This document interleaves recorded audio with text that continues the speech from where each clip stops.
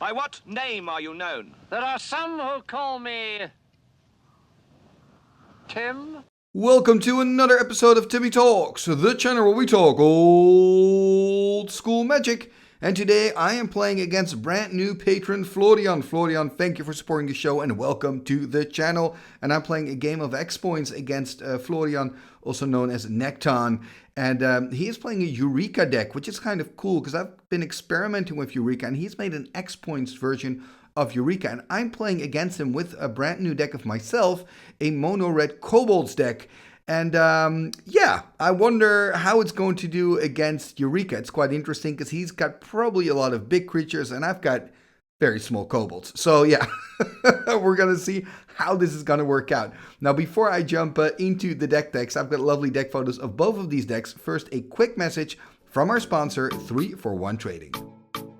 3for1 Trading is one of Europe's leading Magic the Gathering retailers. Their online shop has a fantastic selection of high-end Magic cards, especially for vintage, legacy, and yes, old school Magic players. They now exclusively offer my community free, fully insured, and fast worldwide shipping on all their high-end singles, full sets, and out-of-print sealed products. They upload new cards every Wednesday and have weekly sale offers and reductions waiting just for you. Use my code TIMMY to get free worldwide shipping on your first order over $500 or euros. Have fun ordering those cards, and thank you 3for1 Trading for sponsoring this video.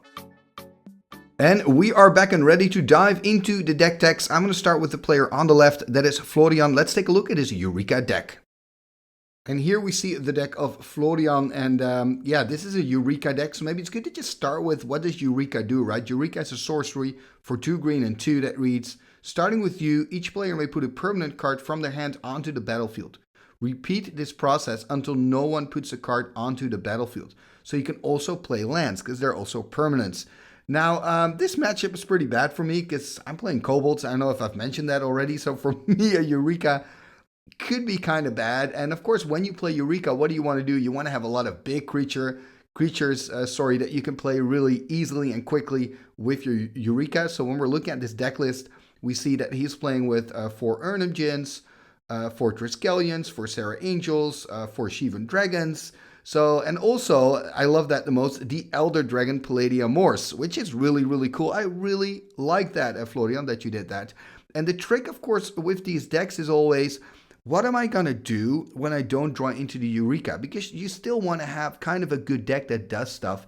And that's where kind of the Birds of Paradise come in. That's where the Sylvan Library comes in. Because, of course, Sylvan Library, the enchantment from Legends, allows you to kind of, make some card selection about what kind of cards you're going to draw. So hopefully you're going to draw then into that Eureka faster or into the cards you need that you want to play with the Eureka.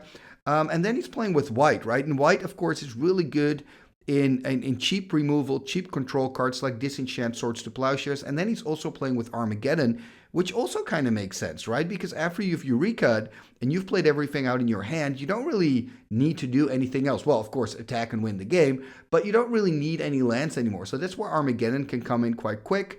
And there's also this other side of the deck that's kind of an Urnum-Geddon base, right? Because the Urnum Djinn, it's only 4 mana. You can still cast that pretty quickly, especially with the 4 Birds of Paradise, and then kind of cast your Armageddon and win that way. So it's not 100% dependable upon the Eurekas. And then another thing that I think Florian has done really well is also think, okay, I'm also going to use my points to play with Sol Ring, to play with my 2 Moxen, that I have some ramp. So if I don't draw into Eureka, fine, I can then just win, the normal way via hard casting Triskelions and Shivan Dragons and that stuff. And 2 other cards which I think are really good, and I personally play with 3 in my own Eureka build, is Concordant Crossroads. Now, Concordant Crossroads is an enchant world that basically gives your creatures haste. So that means when you play Eureka and you've got Concordant Crossroads in your hand, together with, let's say, like a Shivan Dragon and a Serra Angel, you can play out your Crossroads, play out your Shivan, play out your Serra, and you can attack that same turn, usually putting your opponent on probably a 2 or a 3 turn clock. So you've got that pressure from the get-go, because that's, of course, always a thing with Eureka, is, you play out your hand, your opponent does the same, but your creature still has summoning sickness, so you cannot immediately attack. So you've got to pass a turn to your opponent, and then your opponent has time to kind of think of a strategy, maybe attack you first, or, play a balance, or do just really nasty stuff. And with the Concurrent Crossroads, at least you've got, some damage. You've got that opportunity to attack straight away. I think that's pretty vital. Then when we're looking at the sideboard, in the sideboard we see 2 Circle of Protections red, and that is really bad for me because I'm playing mono red Kobolds. I don't know if I've already mentioned that, so I really don't need to see a Circle of Protection red. I'm not really happy with that. Interesting enough here, there's also a Circle of Protection green. I haven't seen that in a while, and it kind of shows that the mono green decks are gaining popularity, right? That people are starting to sideboard in Circle of Protections green. But yeah, this looks like a really cool and strong deck, Florian, and it's going to be interesting to see the matchup here against my Kobolds deck. Talking about that, let's go to my deck. And here we see my deck, Tutti Koboldi, and it's called Koboldi, Kobolds, of course, Italian for Kobolds, because I'm playing with a lot of Italian cards. All these cards are foreign black bordered. Some are, not all are Italian. I've got some German, French, whatever in there as well. But the Kobolds are all Italian. And yeah, Kobolds, what can I say? 0 mana to cast for an 0/1 creature from Legends. It counts as a red creature, by the way. And then you've also have the Kobolds Taskmasters. I've got a full playset of those. And they're 1 red and 1. And they give all the Kobolds +1/+0. So they can beef up my Kobolds army. And then I also have a Kobold that can give all the Kobolds First Strike. I've got a Kobold that gives all the Kobolds Trample and +0/+1. It would have been so much better if that would also give +1/+0, but it's +0/+1. And then I've got some bigger creatures in the deck as well. I'm playing with 4 Juggernauts, and I think Juggernauts is really important. Also the Mishra's Factories, because it's non-red damage, right? We already saw the CLP reds in the deck of Florian. A lot of people play with Circle of Protections red in the sideboard, so I think it's also good to have some other sources of damage besides red when you're playing a mono red deck. So then, of course, artifacts kind of give you that answer. Now, what I want to do here is hopefully, turn 1, drop some Kobolds, turn 2, play a Kobold Taskmaster, and just attack, or play a Flower Stone, kind of ramp up. And then later in the game, maybe when my Kobolds have First Strike, I can put Bloodlust on my Kobolds to kill some creatures, deal some more damage. And then there comes a point in every Kobold's life that you're going to be sacked to Ashnod's Altar. And Ashnod's Altar is pretty good. It's from Antiquities. You can sack a creature to get 2 colorless mana. Now, an obvious strategy here is to sack my Kobolds for a giant fireball and burn out my opponent. Another thing I can do is kind of trade my Kobolds for cards. And that's why I'm playing with 3 Gemde Tomes. So I want to trade in my Kobolds for cards. And yeah, that's basically it. And then kind of, to control the board, I'm also playing with 2 Blood Moons. I'm also playing with the Disharmony. I think Disharmony in this matchup could be pretty good, because he's got a lot of big creatures. So if he, for example, attacks with 2 Shivans, I can steal a Shivan and kill 2 Shivans with 1 Disharmony. So that would be pretty sweet. And then in the sideboard, we also see the card, I forgot the name, it destroys all the planes. So I'm playing that card in the sideboard as well. And also in the sideboard is a card that I actually really want to play main board. That's Keldon Warlord. Keldon Warlord, of course, is awesome with all these, 0-drop creatures. It can get big really fast. So, I mean, looking at this list, I'm kind of regretting that I'm not playing it main. The main reason that I don't play it main is because it doesn't have trample and because it is red. So, I mean, if it was, for example, an artifact, which wouldn't make any sense from a flavor point because it should be a red card, but if it would be an artifact, I could easily swap it out for a Juggernaut. But yeah, in this case, I'm a little bit on the fence because I think Keldon Warlord deserves a spot in this deck. This is really the type of deck where it can shine. But again, I'm finding it kind of hard, to find a place for him here in this list. So that's why I just put him in the sideboard and think, okay, I can always board him in, but I don't really know when I'm going to board him in. So, if you recognize this, let me know in the comments. This happens so often with cards with me. I want to play the card, can't find a slot, and I end up putting it in the sideboard, and I'm like, why? Why do I do this? I should just play it main. Anyway, enough talk about me and about my choices. This is my Kobolds deck, Tutti Koboldi. And yeah, let's find out how it does against Florian's Eureka deck. Here we go. Game number 1, here we go. We've got Florian sitting on the left and I'm sitting on the right with my Wood Elemental playmat. And I look at this Florian here taking a mulligan. So he's going down to 6. I believe he's on the play. He's playing his X Points Eureka deck and he's playing against my Kobolds deck. So starting out with just a basic forest and passing the turn to me. And I've got a factory and a pass. So I guess factory is good. No kobolds for me. That's a bit disappointing. Ooh, Sylvan here turn 2. That's pretty good. Let's see if I can put some pressure on the life total here of Florian. Hopefully I can find a land, right? Sure I didn't keep one land hand. Okay, good. For a moment there I thought, what am I going to do? So there's a mountain. Ooh, and there's a Kobold Taskmaster. So it gives all my other kobolds +1/+0, which is quite sweet. And it's a 1/2 creature. So I can start dealing some damage next turn. Passing the turn here to Florian. Let's see what he can do. Going to look at the top 3 cards, of course, because of that Sylvan Library. And now the question is he going to pay some life? I wonder if there's a Eureka in there. Remember, of course, we don't know each other's decks before we start playing, so I have no idea what he plays. At this point, I thought, okay, he's just playing like a green-red kind of, aggro strategy, Curd Apes, Lightning Bolts. But then I saw the first white source. And there's a Soul Ring. Ooh, now he can already cast Eureka, actually. We're not going to see Eureka, though, just a pass, so I'm kind of lucky here. Okay, there's a Strip Mine. Gonna use it straight away, taking out the Taiga, not the Plains.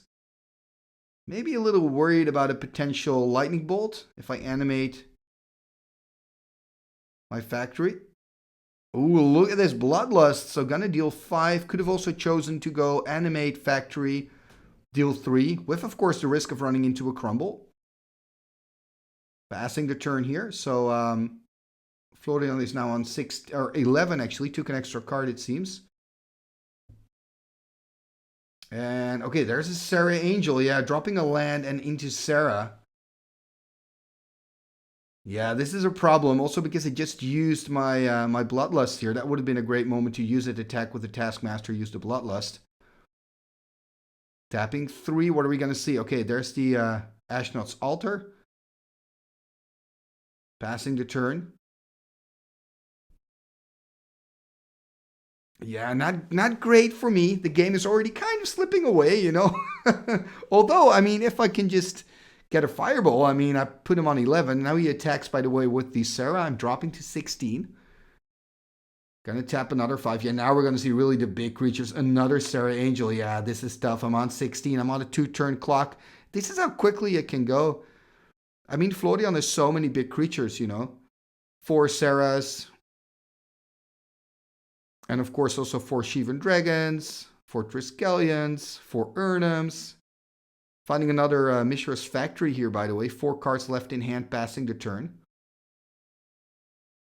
Yeah, this is the problem with Sarahs. They don't even tap when they attack, which is super annoying. I mean, if they would tap, at least then I have an opening to attack back. But it's looking very bad for me. Probably going to take 8 here. He's first going to play another creature. Oh, there's a Triskelion. Triskelion's so good against my Kobolds deck. Oh, man. There's the attacks. I'm going to play something out. What am I going to do here? Oh, this Harmony. This is sweet because now I can take one of his Sarah Angels, block the other Sarah with it. So this is a classic 2-for-1 here. This is just what the doctor ordered.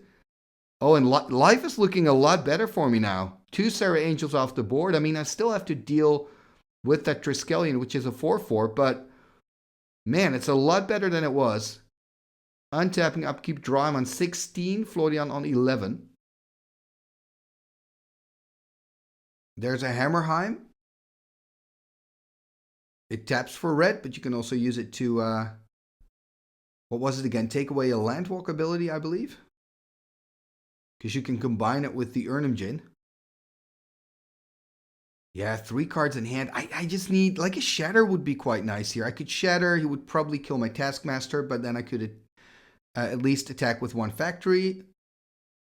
Or am I thinking about attacking here with the Taskmaster? Maybe I've got a Bolt in hand. I mean, if I have a Bolt, I would almost consider to just attack with everything. Is that what I'm going to do? Yeah, animating them both. Going to put everything sideways. So let's see what he's going to do. This is exciting, actually. Playing pretty aggressive. Also because I'm kind of worried that maybe he's going to play more big stuff. If I play too slow and he's just going to win it purely on having more muscle. But the thing is, now he can do a 2-for-1, right?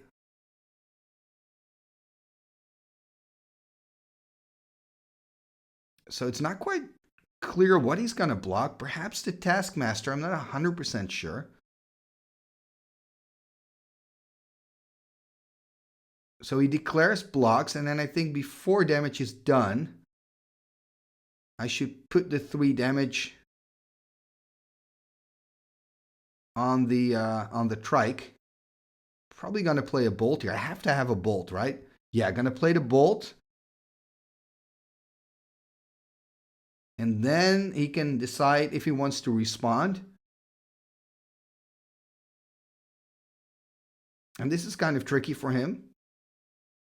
So let's see what's going to happen here. Yeah, I'm going to lose. Yeah, I'm going to lose one of the factories. So he's going to choose to, in response, shoot 2 to a factory. And then, of course, he still takes 2 damage from my Mishra's factory here. Would drop to 9. I mean, this is not too bad.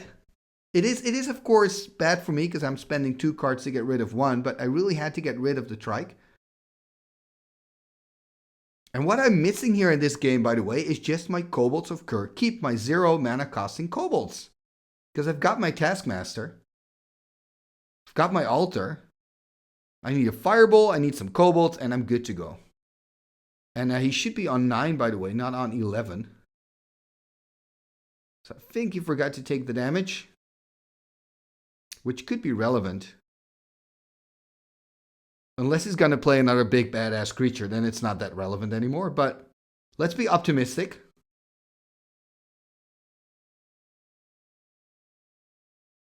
And of course, Florian here thinking about what card he's going to choose. What is it going to be? Ooh, he taps a lot. That's not good. Another Sarah Angel. Sarah Angel number 3. Yeah, that is really rough. That is really rough. Untap, upkeep, draw. Let's see what I can find.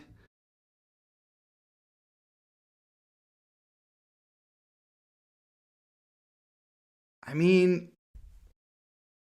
even if I have a Fireball, you don't really want to play the Fireball on the Angel. You want to really go for the life total. Tapping 2 red here. Untapping again. I'm a little bit in the tank. 2 cards in hand, I believe, or 3 maybe after the draw.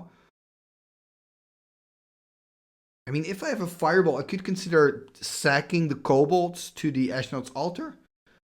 Then it would have enough mana to burn the Angel. But I'm not going to do it. Instead, I'm going to play a Blood Moon. The problem with the Blood Moon here is that, of course, Florian already has a basic Plains and basic Forest to kind of protect him from Blood Moon shenanigans. Passing the turn here. I mean, I'm still on 15. Florian on, well, should be on 9, but he's on 11, it seems, with the life total. We were probably so preoccupied with that whole blocking situation with the lightning bolt that we forgot the damage. And look at that, also just a pass. Okay, so, oh, he is going to attack. Okay, he's going to attack me. I'm on 11. I was thinking, why wouldn't he attack with the Sarah? But of course he does.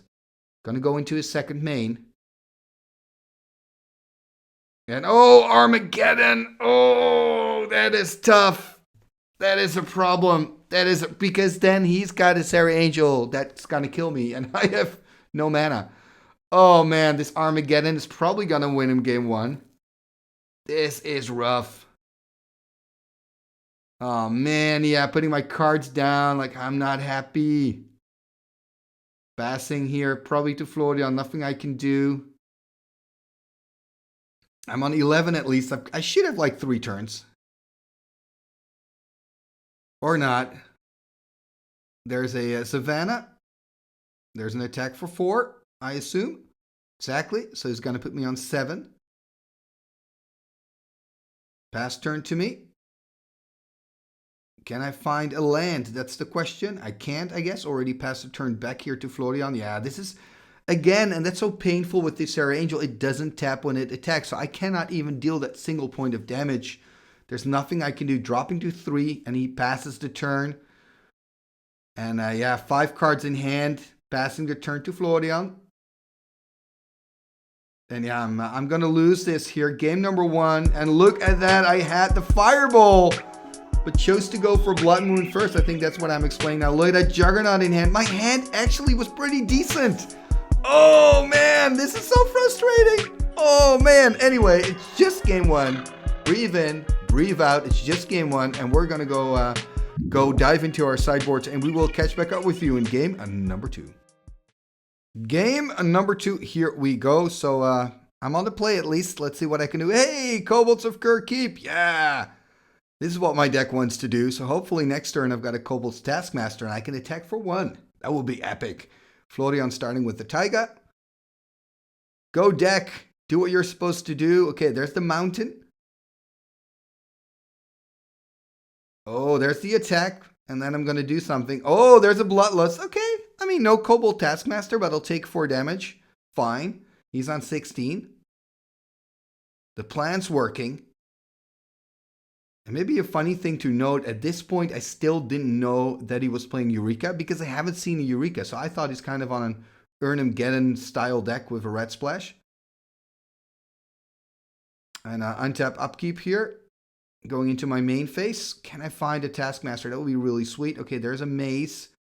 Animating, gonna attack for 2, so at least I can continue dealing some damage, but the fact I'm playing a Mace is really bad news. Because I should be playing a land. There's no reason to play a Mace now. I mean, Mace is a good card in this matchup, don't get me wrong, but not now. Now I just want to play another land.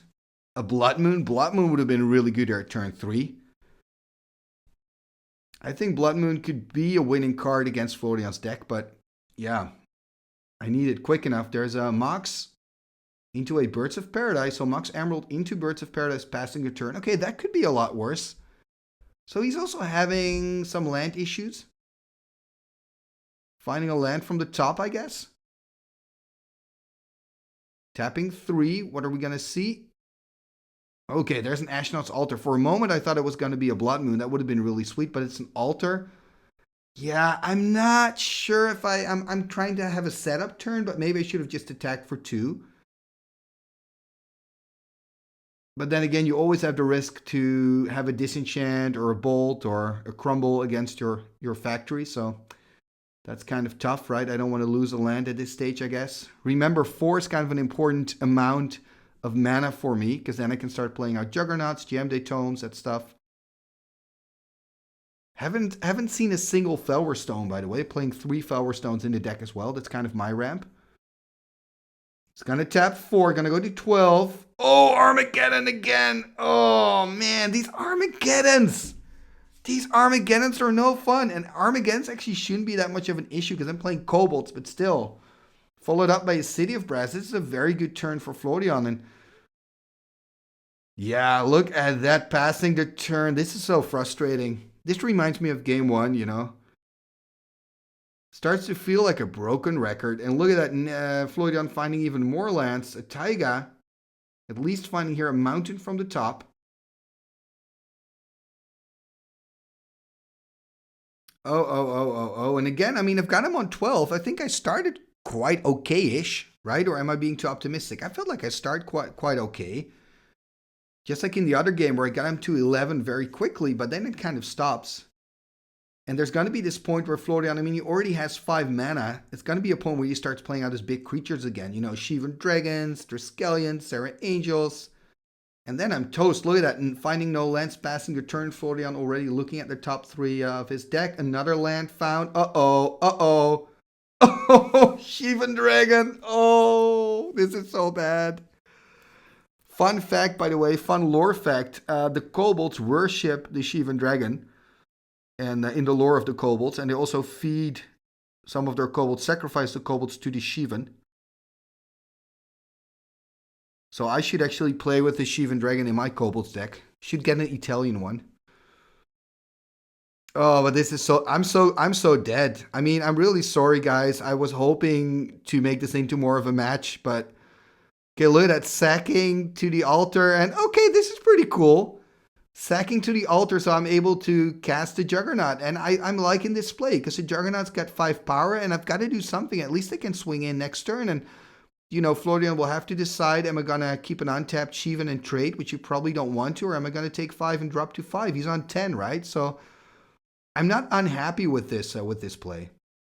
He could, of course, now that I'm talking about it, could of course easily chump with the Birds of Paradise. That's that's a part of my plan that's not really going to work, but still, it's something. There's the attack with the Shivan, pumping it up to 7, I believe. So I'm going to drop from 20 to 13.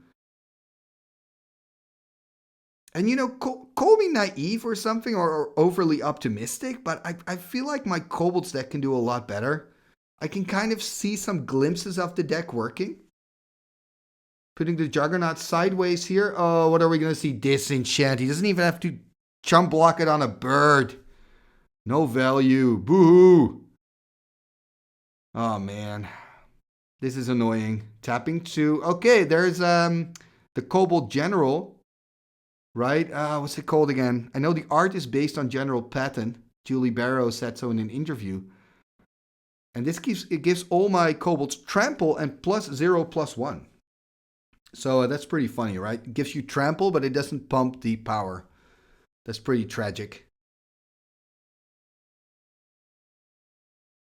But yeah, let's see what Florian's gonna do. I mean, I'm as good as dead. Maybe I've got 1 turn left.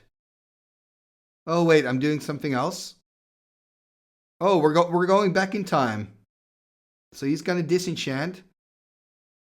First of all, thank you, Florian, for allowing me to go back in time. Oh, yeah, I remember this. Yeah, this is a Fisher.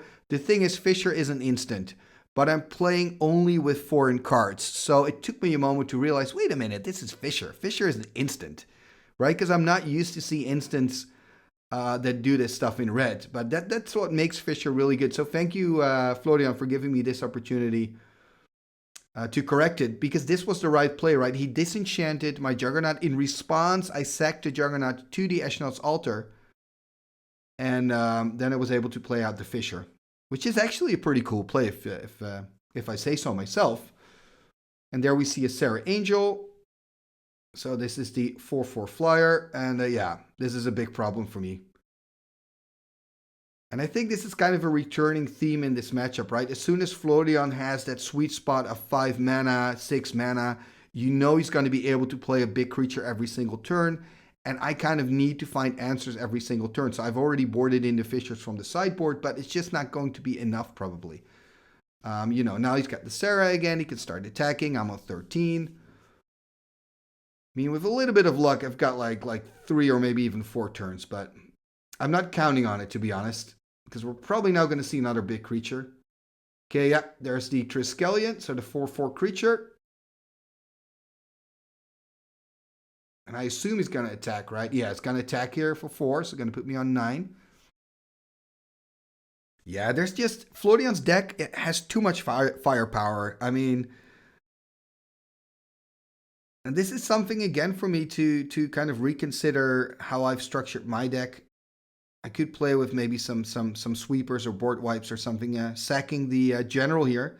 Oh, to play a fireball. Okay, that's pretty cool. It is nice to see that I'm really using Ashnod's altar here, kind of showcasing what it can do. The problem, of course, is that it's all the time 2-for-1s. I'm losing 2 cards, he's losing 1 card, and that's the problem. That math is simply not going to add up. It's going to get you closer to losing the game. Yes, you get rid of a big threat, but eventually you run out of cards.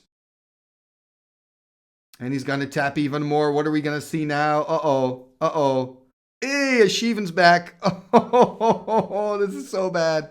He can also... Oh, there's a Concordant Crossroads. I'm dead. This is it. End of the road. 2-0 victory for Florian. But don't go away yet, because we did play a third game. So if you want to see my Kobolds, messing up in a third game, go ahead and enjoy. And again, Florian, thank you so much for letting me take back that play. Because again, I forgot that Fisher was an instance. I'm like, oh, wait a minute. That at least was a bit of a cool play. But Yeah, wow, your deck is really powerful. But you know what? We're going to play a third game. Who knows? Maybe I'm lucky and maybe I can beat you in game number 3. Game number 3, here we go. So 2-0 already for Florian, but why not play a third game? Why not? Let's see if I can be lucky, really lucky. I feel like I need to be really lucky to win against Florian's deck. But what I like about these matches is that, you know, I'm learning from it. I'm like, okay, I need to make some changes in my Kobold deck to make it a little bit better. But yeah, let's see what's going to happen here. Turn 2, playing out a mountain. And there we see the Kobold again. And I think it's not the Kobold General, right? It's the Kobold Drill Sergeant. That's the right name for it. So gives all the other Kobolds +0/+1 and trample. And I'm passing the turn here to Florian again. There's a Taiga and oh, again a Sylvan. I feel like these Sylvans have really helped him quite a lot. They're so good for him. And we've seen, I believe, a Sylvan in every single game, right, thus far, and quite early in the game as well. Finding a strip mine here, taking care of the dual land, trying to kind of slow him down. And, okay, there's a Kobold Taskmaster. That's going to make my Drill Sergeant a 2/2. That's kind of nice. Attacking for 2 here. Going to put him on 18. And slowing him down. That feels good. And now, of course, Florian looking at the top 3 cards. I've got 4 cards left in my hand, by the way. I mean, it would be so nice if you can just get like stuck on mana or just, you know, find cards that are not helpful. Yeah, this is not helpful. This is a proxy, by the way. Proxy Chaos Orb. So this is Chaos Orb. Oh, man. Made by a Mac Lotus Altars. This version, I believe. I mean, at least I can still attack. I can swing in for 3. It could be worse. Finding a factory as well. And maybe I've got a Shatter in hand. Remember, playing 2 Shatters main. Going to attack for 3 here. Going to put Florian on 15. So that's good. What else can I do? Just passing the turn. For a moment there, I thought, am I going to play something out? Because I put the cards in order. But it's not going to happen. And I think I'm still waiting, and maybe it's going to happen in game 3, where I just have enough mana to actually cast 4 drops. That would be quite nice, without having to sack stuff to an altar. You know, that would be helpful. But okay, enough whining. Let's see what Florian can do. I wonder if he's going to flip. Ooh, he's going to take an extra card, I think. He's going to go to 11. Okay. That's kind of cool, but also scary. And passing the turn. Okay, maybe this is... Maybe game 3 is my game. Who knows? Let's animate the factory and just attack with everything I've got. Get him as low as I can. Okay, just attacking with the creatures though. Just attacking for 3 it seems. He is going to flip. Do I have a Shatter? No, I don't. He's going to flip on the Taskmaster. That makes sense. Then he's only going to take 1 damage. Let's see if he hits it. It's a hit. It's a bit of a sloppy flip, but it is a hit. Going to lose the Taskmaster. Going to take a damage here, or he's going to take a damage. Going to go to 10. What am I going to do here in my second main? Going to tap 3. And there's again the Blood Moon. The thing is, you know, Blood Moon's good, I guess. Okay, because now my maze is going to be a land. Maybe that's what I want. Maybe I just want to play a Juggernaut next turn. Because I want to say Blood Moon is not great at this moment. Because, I mean, it changes his Taiga into a mountain. And he already has a basic plains. So it doesn't do that much. But, okay, he's found a land, which is just a mountain. So now it's starting to work. He's got 2 mountains and a forest. Maybe this is the moment. I just need some pressure next turn. Hopefully I can play out like a Juggernaut or something. Just to pass by Florian. Okay, so he's giving me some time. Attacking here for 1. And now I need something. GM Daytona would also be just a pass. Oh man, this so annoying. I'm like, play out a Tome, play out a Juggernaut. All those cards would be good. But just passing the turn. And that gives Florian kind of a chance to get back into it. Cannot really see what this is because of the glare. Is it a forest? If it's a forest. Oh, it's a forest. So now he can cast Eureka. Oh. And the cool thing to note is I haven't seen Eureka until this point, right? So I was like, oh, you're playing Eureka. Yeah, and now I'm dead. Now I'm dead. Oh, God.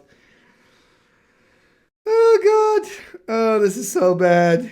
This is so bad. Sarah Angel, Triskelion, and and of course a Shivan. Yeah, this is horrible. I am finding my Kobolds of Kirkkeep, which is kind of cute because it's now an O2 with Trample thanks to the Drill Sergeant. Thank you, Drill Sergeant, sir. Oh, man, I am so dead. I am so dead. And I think in hindsight that the Blood Moon actually worked more against me because I couldn't attack with the factories. My plan, of course, was obvious. I wanted to make sure that, Florian couldn't get the right mana to, play out stuff. He's playing 3 colors. So I figured the Blood Moon is a good card against him. But, yeah. You can see here that yeah, it's actually taken out my maze. It's taken out my 2 factories. It is what it is. But I can't really, there's no light at the end of this dark, dark tunnel. I don't think so. Not for me, at least. But hey, passing to Florian. I'm still on 20, Just going to pretend all those creatures are not there. I'm just going to only stare at my own life total. Say I'm still on 20. And you're on 9. I'm doing fine. Oh, there's the attack. I'm so dead. I am so dead.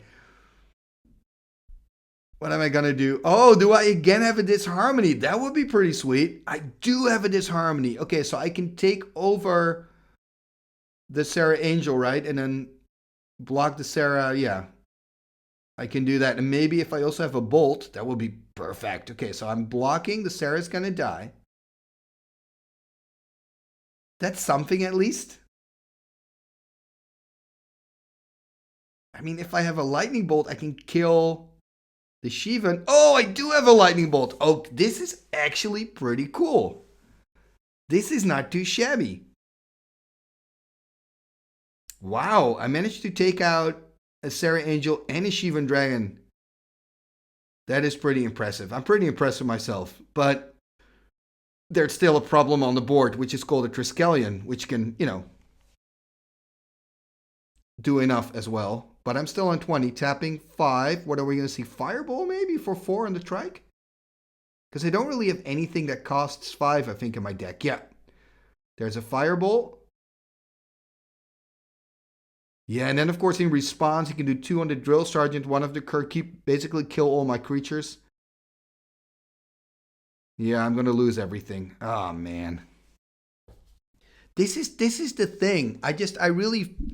I feel, and maybe it's me, but I feel like I just needed a little break in this matchup, which never came.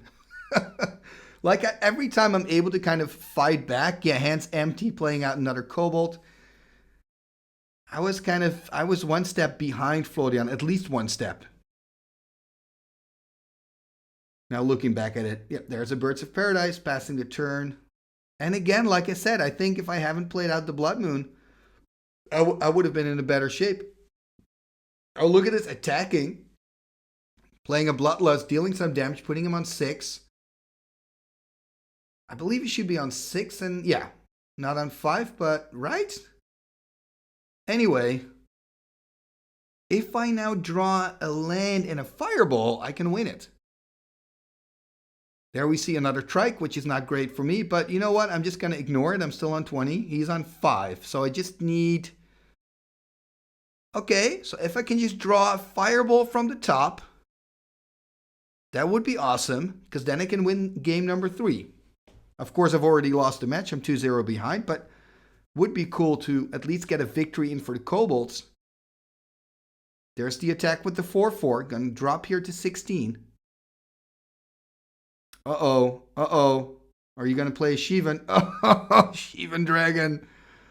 I mean, his creatures are so big. Like, as soon as he gets enough lands... I mean, because this is actually a pretty good top deck. But the problem is that Shivan. Can he kill me already this turn? He's got... I mean, I can jump the... I could jump the Juggernaut, right? He's going to fly over me. So I think I've got at least one more turn. There's a disenchant. Oh, this is so annoying. Oh, this is so annoying.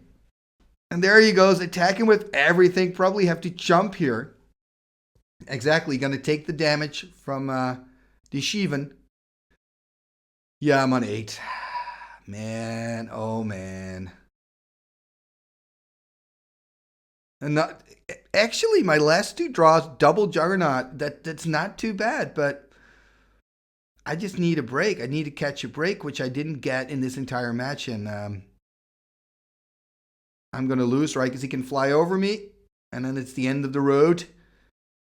Yep, that's it. So Florian, well done, my man. I think it's a safe conclusion to say that your Eureka deck is a little bit too strong for my Kobolds, but I also think that my Kobolds, my deck, it needs some tweaking. I'm gonna work on it a little bit more. I think I can put in that instant card from the dark that deals 6 damage to everything. You know, I can put that at least in the sideboard. I forgot the name, but I can play that card. That would be good, and maybe I need to put an extra Fireball in the deck as well, because I think Fireball is just so important. So those are all, you know, options for my deck. So thank you very much for this match. And of course, thank you very much for becoming a patron of the show and supporting Timmy Talks. Without the support of the patrons, this channel would have, I wouldn't say stopped, but it wouldn't be this active as it is. It's really the support of the patrons that keeps the channel going. So if you're watching this, and if you're not a patron yet, but you really enjoy the content that I make, please consider becoming a patron, becoming a supporter of the show. You can already become a patron for just $1 a month. And the cool thing is, when you become a patron, you also get access to the Timmy Talks Discord, where we kind of, you know, talk old school and all sorts of nonsense. And of course, you can also join in on the Timmy Talks online tournaments, because I organize like an online event every, I don't know, two months or so. So then you can join in. And of course, you know, you can play against me if you want to. And if you become a supporter at the $2 level a month, you can also get your name in the end scroll at the end of every single video. What end scroll? This end scroll. What shall we do with the drunken sailor? What shall we do with the drunken sailor? What shall we do with the drunken sailor? Early in the morning, way hey and up she rises, way hey and up she rises, way hey and up she rises, early in the morning. Put him in the longboat until he's sober, put him in the longboat until he's sober, put him in the longboat until he's sober, early in the morning. Way hey and up she rises, way hey and up she rises, way hey and up she rises, early in the morning. Pull out the plug and wet him all over, pull out the plug and wet him all over, pull out the plug and wet him all over, early in the morning. Way hey and up she rises, way hey and up she rises, way hey and up she rises, early in the morning. What shall we do with the drunken sailor? What shall we do with the drunken sailor? Put him in the scoundrel, put him in the scoundrel, put him in the scoundrel, put him in the scoundrel, put him in the scoundrel, put him in the scoundrel, early in the morning. Way hey up she rises, way hey up she rises, way hey up she rises, early in the morning. Igitus figitus somba kazee.